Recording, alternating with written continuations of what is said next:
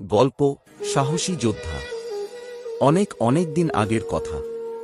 মরুভূমির এক বিশাল রাজ্যে এক সাহসী যোদ্ধা বাস করতেন। তিনি ছিলেন খুবই শক্তিশালী, কিন্তু তার সবচেয়ে বড় শক্তি ছিল আল্লাহর উপর তার অটুট বিশ্বাস।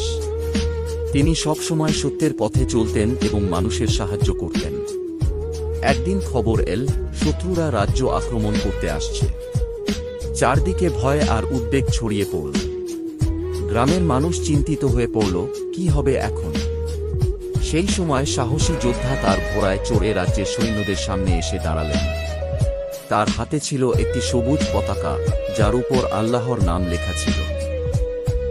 রাতের আকাশে বড় চাঁদ উঠেছিল, আর সেই আলোতে পতাকাটি বাতাসে উড়ছিল। যোদ্ধা সবাইকে বললেন, ভয় পেও না, আমরা অন্যায়ের বিরুদ্ধে দাঁড়াব, আমরা সত্যের জন্য লড়ব। আর মনে রাখবে, আল্লাহ সবসময় সত্যের পাশে থাকেন। তার কথা শুনে সৈন্যদের মনে সাহস ফিরে এলো। সবাই একসাথে যুদ্ধের জন্য প্রস্তুত হল। ভোর হওয়ার সাথে সাথে যুদ্ধ শুরু হল।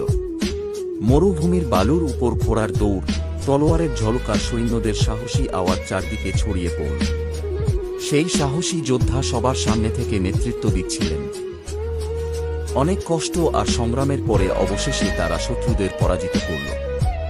রাজ্যে আবার শান্তি ফিরে এলো। মানুষ আনন্দে ভরে উঠল। সেই দিন থেকে সবাই সেই যোদ্ধার কথা মনে রাখল। কারণ তিনি শুধু একজন শক্তিশালী যোদ্ধা ছিলেন না, তিনি ছিলেন সত্য ও ন্যায়ের পথে চলা একজন ঈমানদার মানুষ। শিক্ষা: যে মানুষের মনে সাহস থাকে এবং আল্লাহর উপর ভরসা থাকে, তাকে কোনো ভয় হারাতে পারে না।